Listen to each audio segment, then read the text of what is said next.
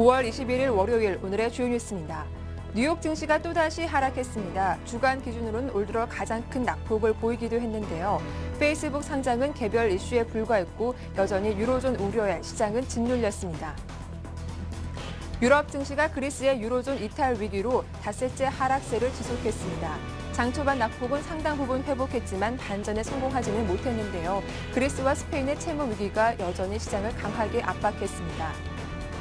국제 유가는 유럽에 대한 불안으로 하락 마감했습니다. WTI는 전날 종가보다 1달러 8센트 떨어진 배럴당 91달러 48센트에 거래를 마쳤습니다. G8 정상회담에서 각국 정상들은 한 목소리로 그리스의 유로존 탈퇴를 반대하는 성명서를 발표했습니다. 그리스가 유로존에 남는 것이 자국은 물론이고 모두에게 이익이라고 강조했습니다. 세계 최대 소셜 네트워크 업체인 페이스북의 뉴욕 증시 대비가 기대에 미치지 못했습니다. 페이스북 주식은 나스닥 시장에서 첫 거래를 시작해 38달러 23센트에 마감했습니다.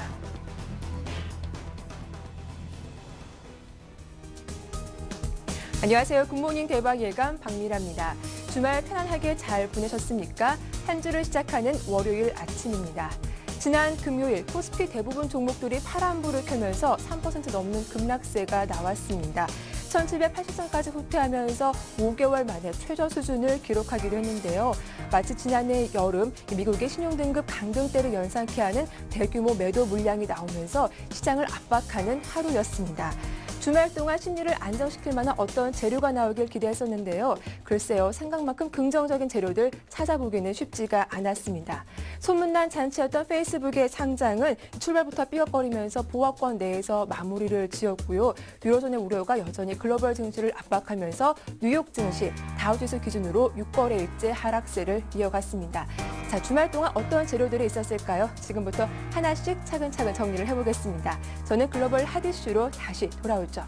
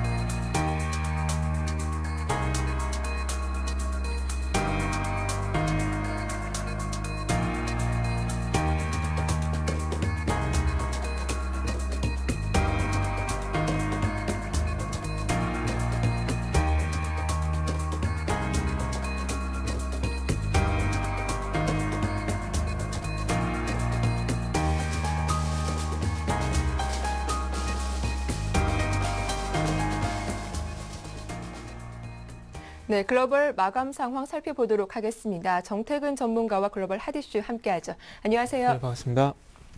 예, 뉴욕 증시 다우지수 기준으로는 6거래일째 하락세가 나왔습니다. 주간 기준으로도 올 들어 가장 큰 낙폭을 보여주기도 했는데요. 3대 지수 마감 상황부터 정리해 주시죠. 네, 지난주 금요일도 마찬가지로 뉴욕 증시 그리고 유럽 증시가 하락으로 마감을 했습니다. 계속해서 약세장이 연출이 되고 있는 흐름이 계속해서 지속이 되고 있고요. 자, 일단 미국 쪽부터 먼저 살펴보도록 하겠습니다. 일단 출발은 좋았습니다. 뉴욕 증시가 3대 지수가 상승 출발을 했습니다. 아무래도 여전히 유로존의 어떤 불안감보다는 페이스북의 어떤 신규 상장에 대한 기대감이 장 초반에는 좀 긍정적으로 작용을 하는 부분들이 확인이 됐었고요.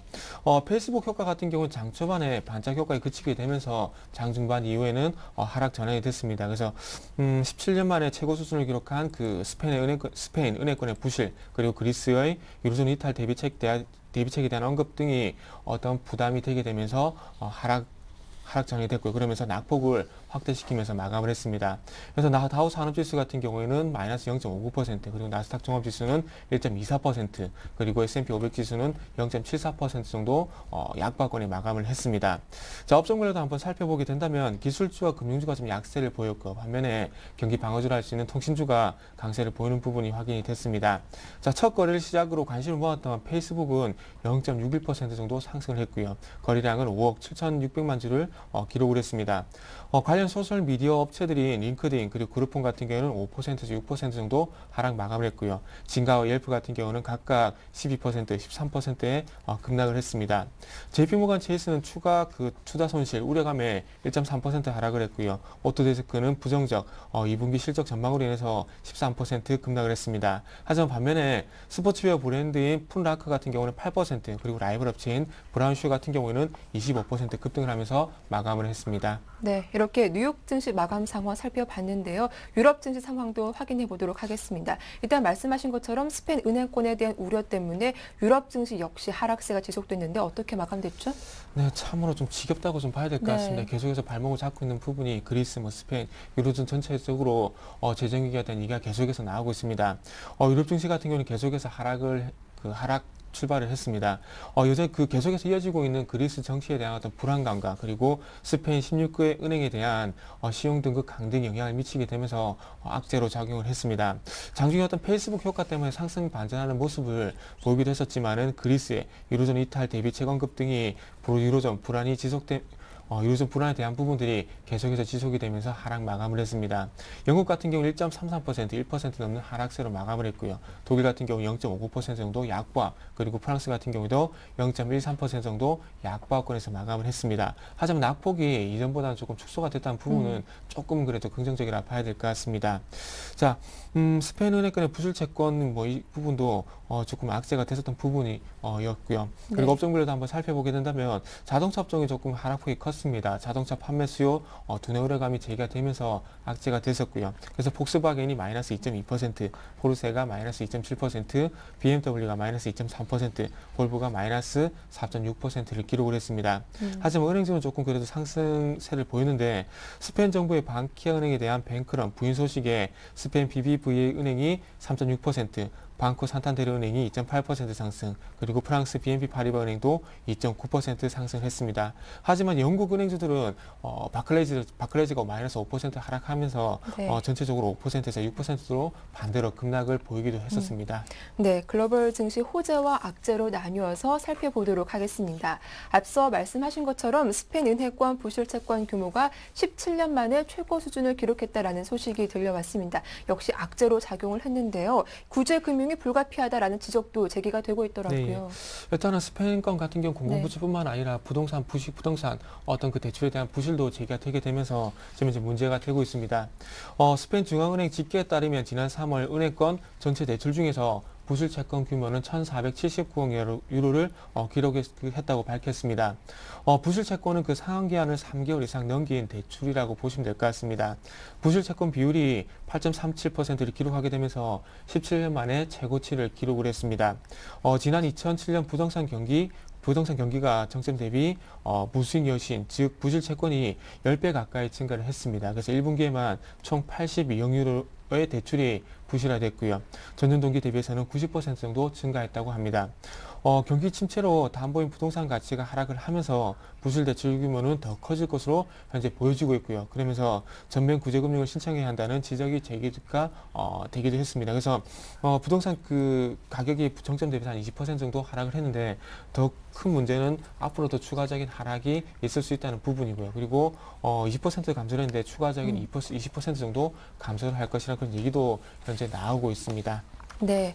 한편 이날 EU 고위 관료자가 처음으로 그리스의 유로존 이탈에 대한 대비책을 언급하기도 했습니다. 또 앙겔라 메르켈 독일 총리가 그리스가 유로존에 남을 것인지 묻는 것을 국민투표로 제안했다가 다시 또 이는 사실이 아니다라는 부인을 하기도 했었는데 이 내용 좀 살펴봐 주시죠. 일단 결론적으로 말씀을 드려본다면 급진자파 지금 현재 계속해서 긴축에 반대를 하고 있고 그리고 유로존의 어떤 실질적인 해결 방안을 제시하지 않고 있는 시리자의 어떤 견제가 아닌가 좀 생각을 하고 있습니다.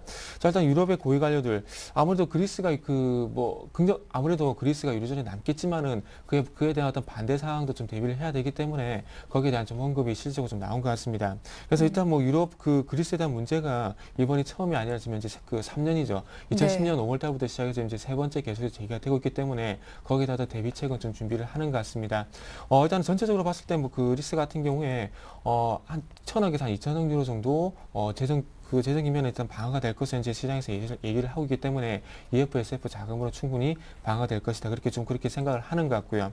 그리고 지금 현재 그 메르켈 독일 총리가 어떻게 본다면 이 그 국민 투표에 대한 부분을 했는지 안 했는지는 확인을 할 수 없습니다. 하지만 중요한 건 이 부분이 어쨌든 그 얘기가 나왔기 때문에 이런 부분들이 루머로 좀 흘러나왔고요. 그리고 이런 부분들이 그리스 쪽까지 연결이 되게 되면서 조금 어떤 그 사태가 좀 커진 것 같습니다. 그래서 독일 정부뿐만 아니라 메르켈 총리 현재 부인을 하고 있는데 어쨌든 그 유럽이 아니죠. 그 그리스에 대한 어떤 총선에 대한 이슈가 이전 같은 경우는 긴축의 어떤 찬반 여부였지만 이제는 총선에 6월 17일 예정이 됐던 총선에 대한 이슈는 이제부터는 긴축이 아닌 유로존 잔류 여부로 넘어왔기 때문에 이 부분에 대해서 어떻게 본다면 먼저 국민투표 제안했다는 부분 어떻게 본다면 그 핵심이 넘어갔기 때문에 거기에 대한 어떤 맹점을 다시 한번 짚어보자 이런 반응이 아닌가 좀 생각을 하고 있습니다. 그래서 그리스 정파들의 그 내정 간섭이 아니냐 그렇게 반발을 하고 있는데 이런 부분들이 조금 그 독일이 좀 먼저 앞서 나간 부분은 부정을 할 수 없을 것 같습니다. 그래서 어쨌든 간에 그 지금 현재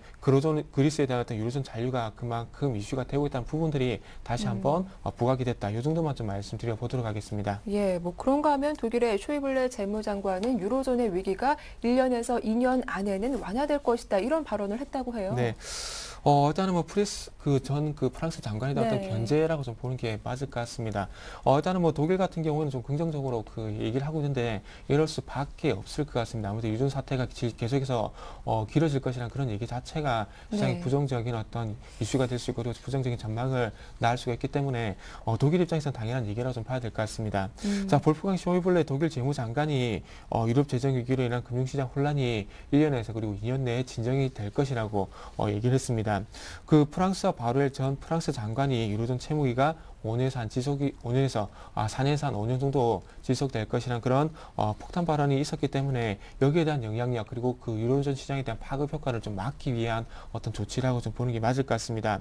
그리고 마찬가지로 그러면서 그리스가 유로존에 남길 원한다고 다시 한번 발언을 했고요. 그러면서 그리스 정치권에 대해서 좀 비판을 했습니다. 거짓 약속을 하지 말고 현실을 말 그대로 현실적으로 좀 설명하는 것이 그리스 정치권에 대한 당연한 책임인데 여기에 어떤 책임을 다하지 않고 있다는 그런 얘기도 나왔었고요. 그리고 한편 뭐 독일 재무부 같은 경우에는 그리스가 좀 유로존에 남기를 원하고 있지만은 그와 반대로 조금은 그리스가 유로존의 이탈에 대한 어떤 가능성도 제기했던 부분도 좀 상반된 어떤 의견이 나왔다는 것도 조금 이슈라고 좀 말씀드려 보도록 하겠습니다. 예, 또 이날 국제신용평가사인 피치가 그리스 신용등급에 이어서 그리스 주요 은행들의 신용등급을 또 무더기로 강등시켰더라고요. 네, 그리스상 5대 은행뿐만 아니라 마찬가지로 그 그리스의 16개 은행에 대한 그 신용등급 강등 조치도 있었는데요.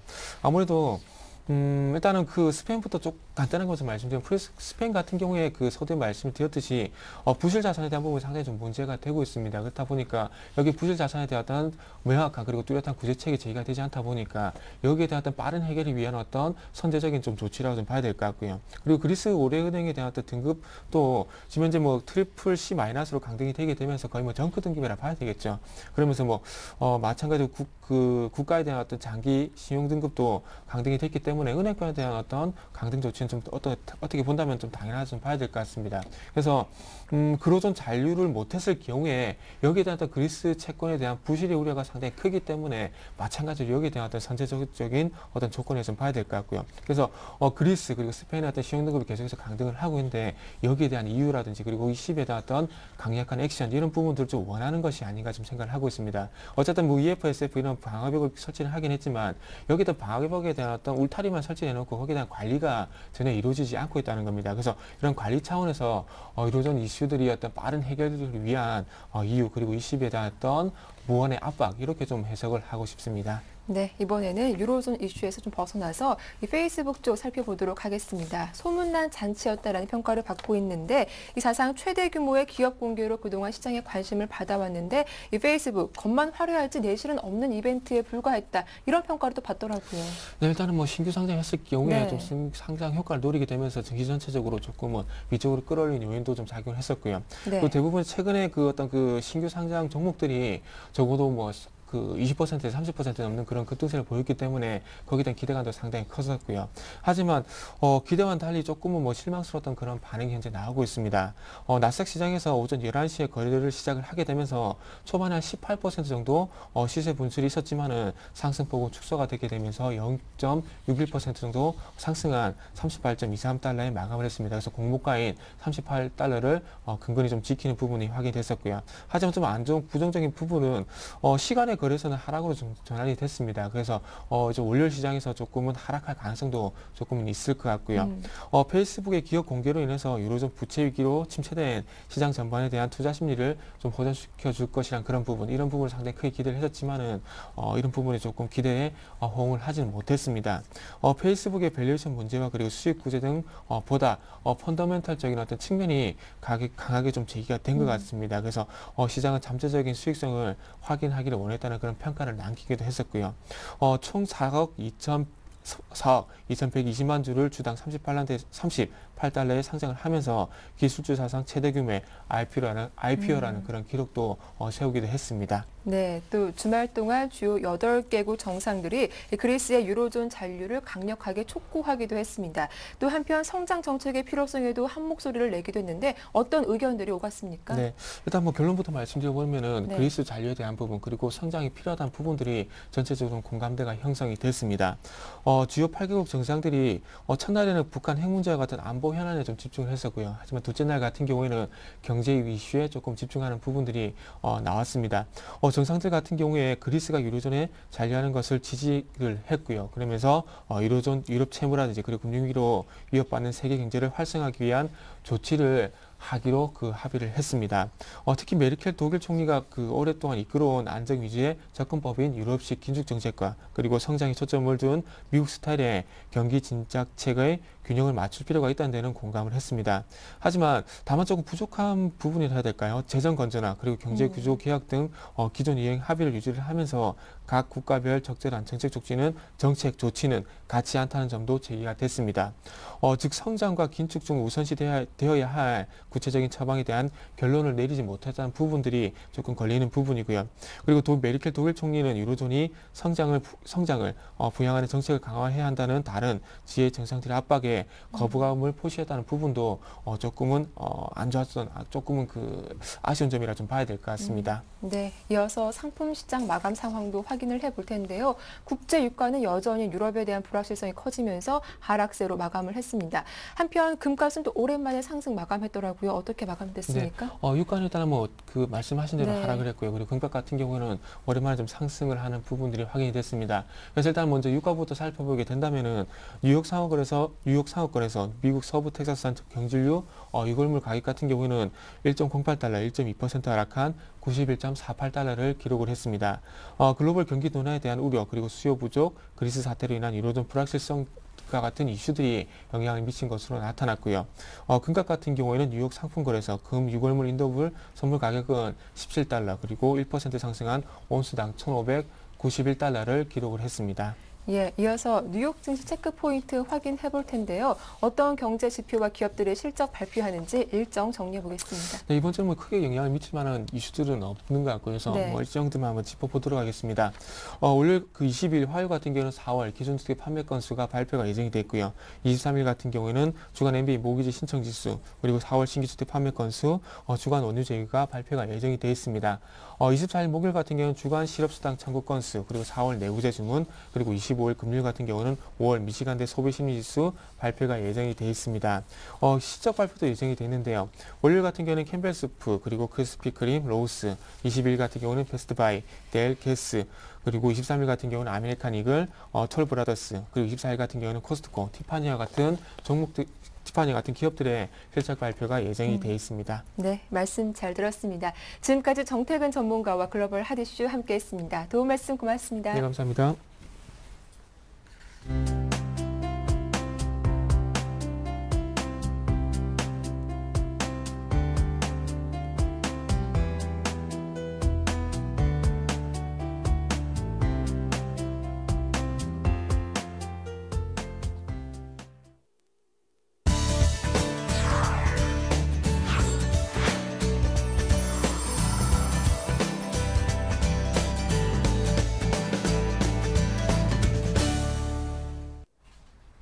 네, 세계를 보는 눈 인백스의 투자자문의 이현민 본부장과 함께하겠습니다. 안녕하세요. 네, 안녕하십니까. 예, 주말 동안 또 글로벌 증시에서 나온 이슈들이 또 마음을 무겁게 했던 그런 주말이 아닌가 싶은데요. 또 오늘 살펴볼 주제는 어떤 겁니까? 네, 이번 네. 주 중반에 있을 EU 특별 정상회담을 오늘 살펴보도록 하겠습니다. 역시 이제 그 올랑드 대통령과 메르켈 총리가 긴축과 성장에 대해서 본격적으로 이제 정책 대결이 펼쳐질 텐데요. 불협화음이 얼마나 나올지, 그 다음에 좋은 안건으로는 어떤 부분이 나오고 있는지 이런 부분도 같이 살펴보도록 하겠습니다. 예, 아무래도 유로존의 재정 위기가 연이에 좀 도마 위에 오르면서 과연 또 각국 정상들이 모여서 어떤 이야기를 할지 관심이 집중되고 있는 상태인데요. 이번 회담의 주요 안건은 어떤 것이 있을까요? 역시 이제 18일과 19일 네. 미국에 가서 이제 전초전을 치렀다라고 볼 수가 있겠습니다. G8 회담에서 이탈리아나 프랑스, 독일의 정상들이 이미 머리를 맞댔기 때문에 이 회담, 23일 있을 회담에 대한 내용은 어느 정도 현재 윤곽이 나온 것으로 보입니다. 특히 올랑드 대통령이 현재 성장 해법으로 내세우는 것 중에 하나가 유로본드 도입을 다시 제기하겠다라는 내용을 현재 내놓고 있는데요. 메르켈 총리가 그 이전에는 이 내용은 검토할 수가 없다라는 입장을 분명히 한 바가 있어서 이런 불협화음이 좀 나올 것으로 보이고요. 특히 그리스의 유로존에 남아야 된다라는 이야기가 올랑드와 현재 메르켈 총리가 15일 올랑드 대통령이 취임 이후 첫 미팅에서도 나왔고 G8 회담에서도 나왔기 때문에 이 특별 정상회담에서 긴축에 대해서 현재 재협상을 아주 강하게 요구하고 있는 그리스의 요구를 독일이 포용적인 정책으로 가져가야 되지 않겠느냐라는 내용도 현재 관심거리라고 볼 수가 있겠습니다. 이 밖에 스페인의 현재 구제금융이 들어간 내용들, 은행권의 뱅크런의 확산을 차단하는 문제, 그다음에 7월 1일부터 EU가 이란산 원유를 금수 조치하는 부분이 유가의 안정, 이런 부분에서 EU가 어떻게 노력해야 될지도 관심 사항이라고 볼 수가 있겠습니다. 네, 이렇게 올랑드 성장론에 대한 독일의 불편함도 클 텐데요. 최근에 메르켈 총리가 자신도 성장 정책을 부인하지 않는다 이런 말은 하긴 했지만 글쎄 속마음은 좀 어떨까요? 그렇죠. 세부 안에서는 현재 반대 입장이 강하게 나올 수 있는 부분이라고 볼 수가 있겠습니다. 그래서 원칙에는 찬성하고 긴축과 성장의 균형은 반대하지 않는 입장이지만 세부적인 정책 사항에서는 여전히 좋지 않은 흐름이 나타날 수 있는 부분이라고 볼 수가 있겠습니다. 그래서 현재 영국과 독일, 그 다음에 이전 사르코지 대통령이 연대했던 이른바 보수 우파의 연대가 약화되면서 이탈리아의 몬티 총리와 현재 프랑스의 올랑드 대통령이 추구하는 이른바 성장 위주의 경제 개혁이 조금 이제 부딪히는 그런 양상으로 나타나고 있는데요. 긴축 이행에 대한 원칙을 포기하지 않겠다는 메르켈 총리의 입장이 이번 EU 특별 정상회담에서 어느 정도까지 누러질 수가 있는지 세부 사항의 내용이 관심 사안이라고 볼 수가 있겠습니다. 네, 이번 회담의 최종 목표는 그리스가 되지 않을까 싶기도 한데 그리스 긴축에 대한 재협상 논의 가능성은 또 어느 정도 있는 겁니까?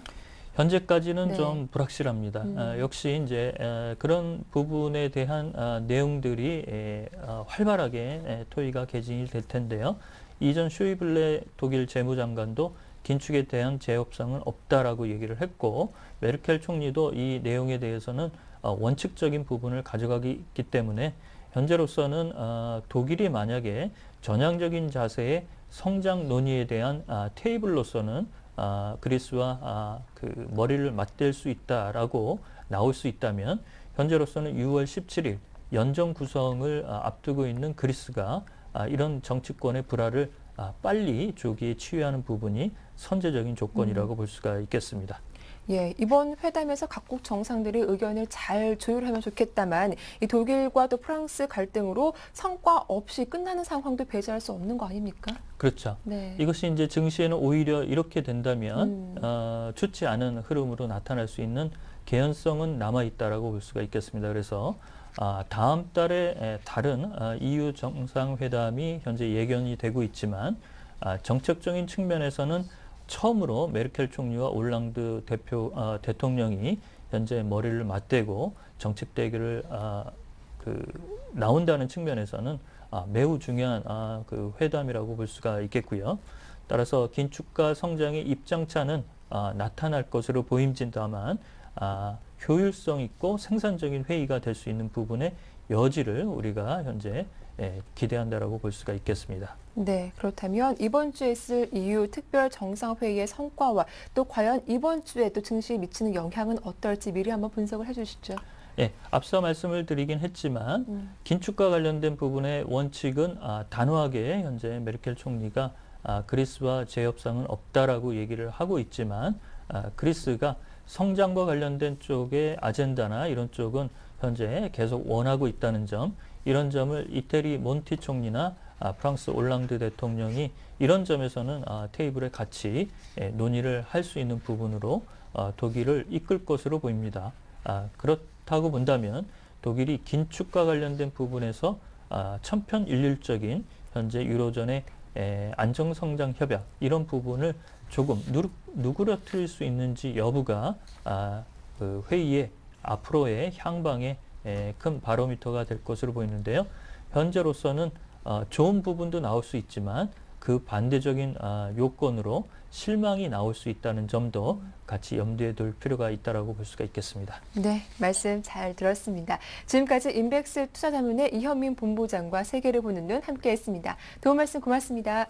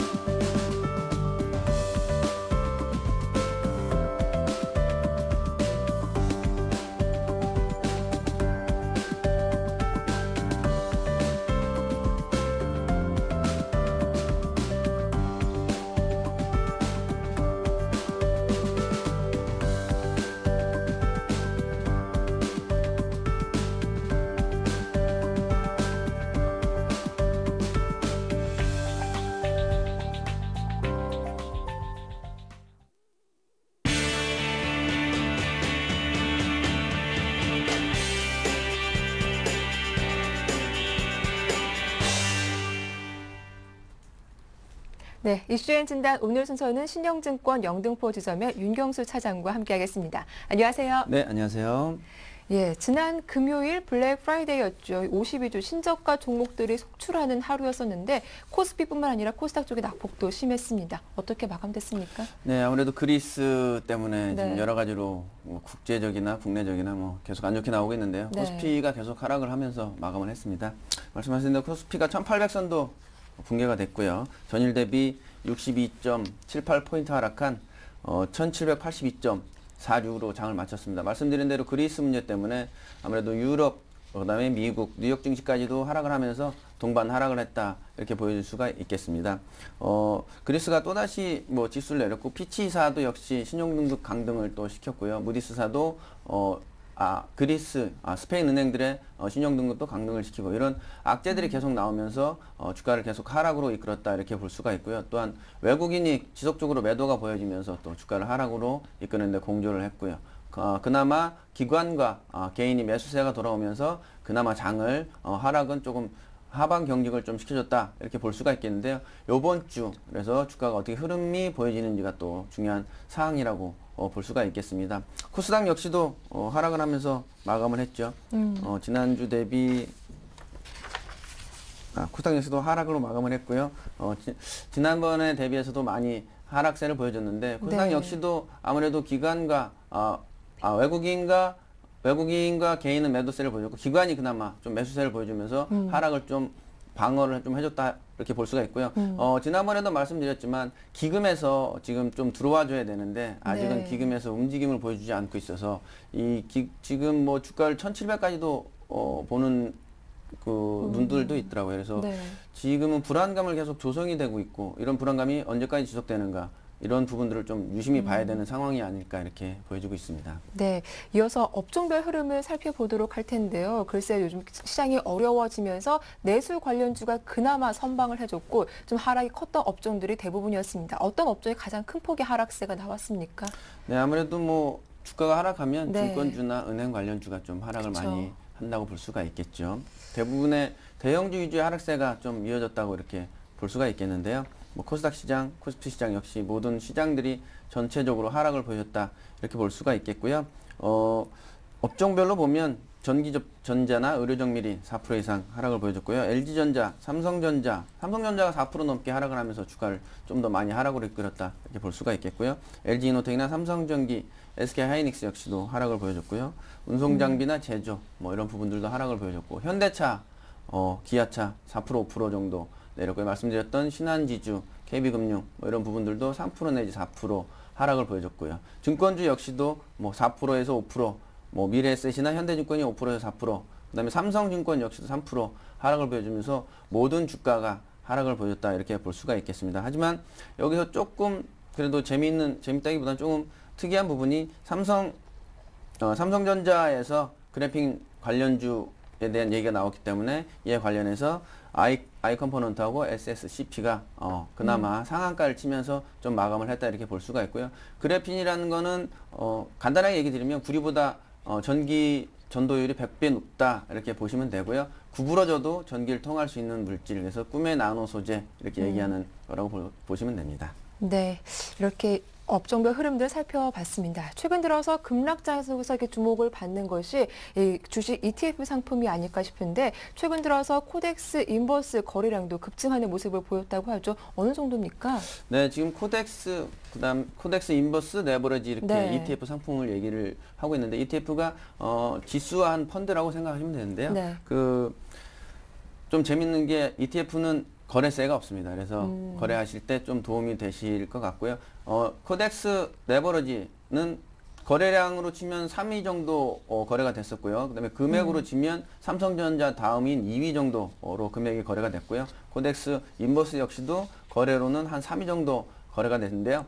ETF 인버스하고 레버리지는 다른 성격이거든요. 그래서 네. 코덱스 인버스는 코스피 지수랑 반대로 가는 이런 상황이고 레버리지는 이렇게 따라가는. 그래서 코덱스 레버리지는 코스피 지수가 빠지면 같이 빠지는, 그다음에 인버스는 코스피 지수가 빠지면 오히려 반대로 상승하는 이런 성격이 있기 때문에 이런 걸 잘 감안하면 오히려 지금 이런 장중에서도 좀 수익을 보지 않을까. 그래서 이런 코덱스 상품들이 지금은 많이 인기를 끌고 있고요. 코덱스 안에서도 여러 가지 종목들이 있거든요. 코덱스 건설, 뭐 금융, 뭐 이런 여러 부분이 있기 때문에 인버스나 레버리지를 기준으로 해서 그 다른 상품들도 보시면 좀 괜찮을 것 같다 이렇게 생각이 됩니다.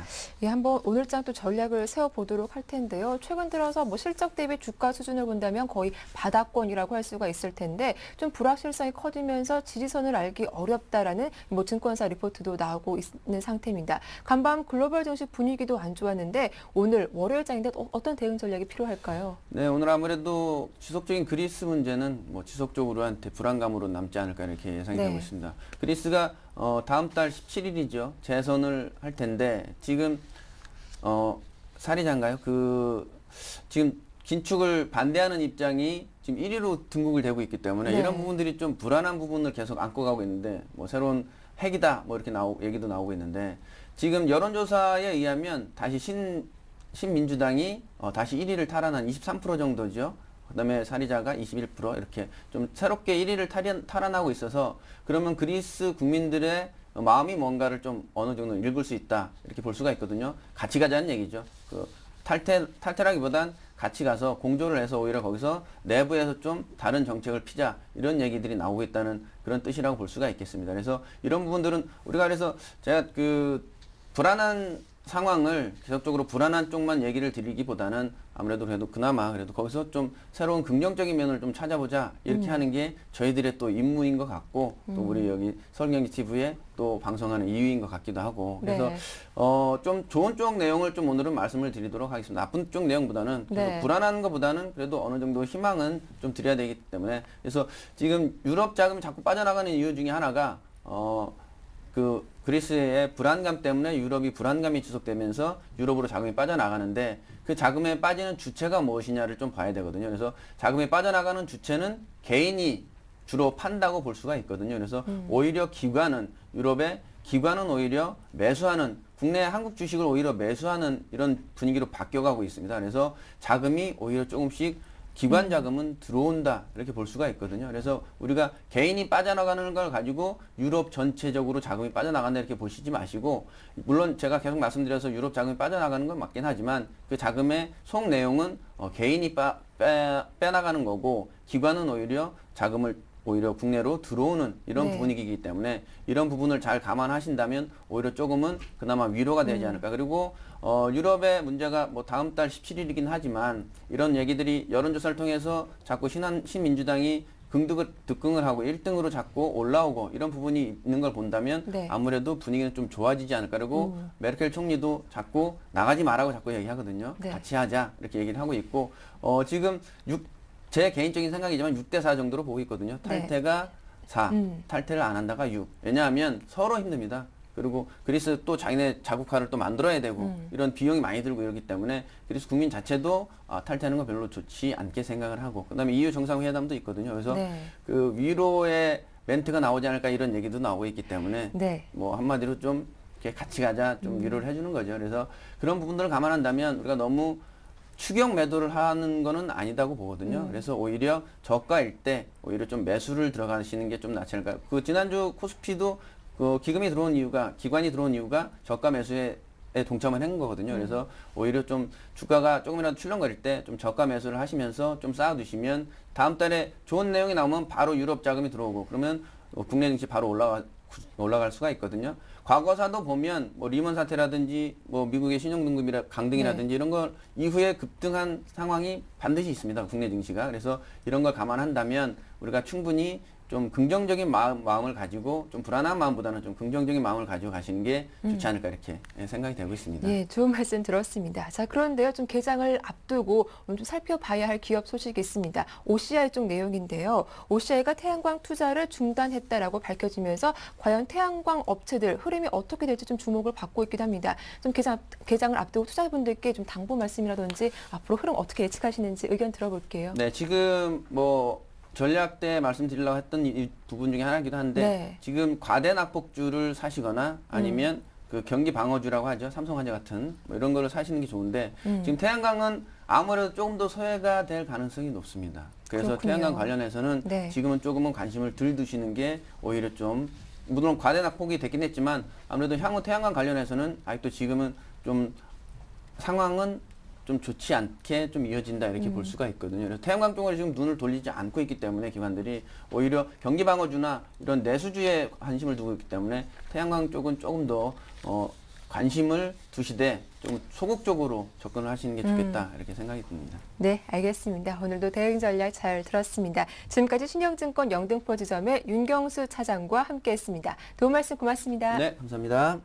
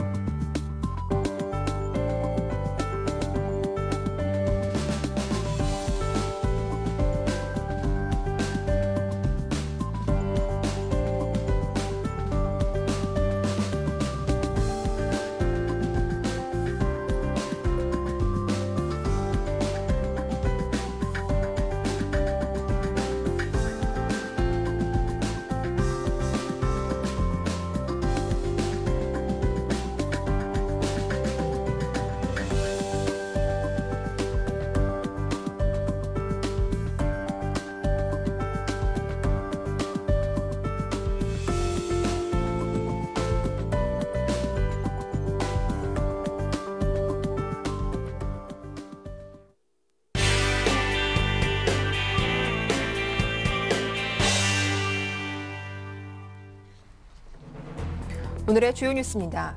전 세계 TV 시장 규모가 줄었지만 3D TV 시장은 작년보다 2배 이상 증가한 것으로 조사됐습니다. 전체 시장 규모 감소에도 불구하고 3D TV는 작년 1분기 대비 무려 245% 성장했습니다. 한국개발연구원 KDI가 올해 우리나라의 경제 성장률 전망치를 3.6%로 또다시 내렸습니다. 지난해 11월 예측치인 3.8%보다 0.2%포인트 낮아진 겁니다. 관세청은 한미 FTA 발효 이후 대미 수출이 11.3% 증가했다고 밝혔습니다. 중국의 경제 둔화와 EU 재정 위기 여파에도 미국의 수출입은 안정적으로 증가했다고 설명했습니다. 한국은행이 발표한 2012년 4월 어음 부도율 동향에 따르면 전국 어음 부도율은 0.01%로 전달보다 0.01%포인트 상승했습니다. 업종별 부도업체 수는 서비스업이 가장 많았습니다. 네, 이슈앤 이슈 오늘 순서는 서울경제신문 부동산부의 이혜진 기자와 함께하겠습니다. 안녕하세요. 예, 안녕하세요. 네, 지난 1분기 세계 TV 시장 규모가 줄었다고 하는데요. 역시 글로벌 시장의 여파를 피할 수가 없겠죠. 얼마나 구체적으로 줄었습니까? 예, 시장 조사기관인 디스플레이 서치에 따르면 지난 1분기 TV 시장 규모는 5,122만 대 규모로 지난해 같은 기간보다 약 8%가량 줄어든 것으로 나타났습니다. 글로벌 경기 침체로 인해서 대표적인 내구재인 TV 소비가 줄어들었기 때문입니다. 그러나 전체 TV 시장 위축에도 불구하고 3D TV 시장 성장세는 지속됐는데요. 1분기 시장 규모가 전년 동기에 비해서 약 250%가량 늘어난 719만 대로 집계됐습니다. 평판 TV 중에서 3D TV가 차지하는 비중도 16%를 기록해서 1년 전보다는 12%포인트나 커졌습니다. 그러나 아직까지 전체 TV 시장 내에서 3D TV 비중은 즉 파이는 매우 작은 편인데요. 그 성장세는 무섭다 이렇게 평가할 수 있겠습니다. 네, 이렇게 세계 TV 시장이 축소되고 있는 가운데 우리나라 기업들의 상황도 궁금한데요. 어떤 성적을 거두고 있습니까? 예, 전체적인 시장 위축에도 불구하고 한국 업체들은 선전을 계속하고 있는 것으로 나타났습니다. 삼성전자가 지난해 1분기 점유율이 약 3%포인트 늘어난 21%를 기록했는데요. 단순하게 표현하면 세계에서 팔리는 TV 5대 중 한 대는 삼성전자가 만들고 있다 이렇게 말할 수 있겠습니다. LG전자 점유율은 16%로 2위를 이어갔고요. 그 뒤는 소니, TCL, 파나소닉 순이었습니다. 평판 TV 분야에서 삼성전자의 1분기 판매량은 1,000만 대를 넘겨서 점유율이 지난해 1분기보다 약 4% 늘어나 26%를 기록했습니다. 특히 LED TV 점유율이 지속적으로 상승하고 있는 점이 눈에 띕니다. 3D TV 시장에서는 LG전자의 약진이 두드러졌는데요. 아직까지 3D TV 시장에서도 삼성전자가 1위를 고수하고 있지만 점유율은 하락하고 있습니다. 삼성전자의 1분기 3D TV 시장 점유율은 25%였습니다. 그러나 이는 1년 전보다는 약 9%가량 줄어든 수치입니다. 그러나 LG전자는 매우 상반된 모습을 보이고 있는데요. 지난해 1분기 8%였던 LG전자의 3D TV 시장 점유율은 이번 1분기에는 16%로 급증하며 2위로 뛰어 올랐습니다. 또 삼성전자와의 격차도 많이 줄였습니다. 또 지난해 3위였던 소니의 경우에는 LG전자에 이어 이번에는 3위로 내려앉았습니다. LG전자는 올해 3D TV에서 1위를 차지한다는 목표를 세워놨는데요. 이를 달성할 수 있을지 다음 분기 성적이 주목됩니다. 네, 한국개발연구원이 올해 우리나라의 경제 성장률 전망치를 또다시 내렸습니다. 지난해만 하더라도 4.3%였는데 이후 3.8%, 이번에는 다시 3.6%. 이렇게 전망치를 내린 이유는 무엇 때문인가요? 예, 수출 둔화가 가장 큰 이유입니다.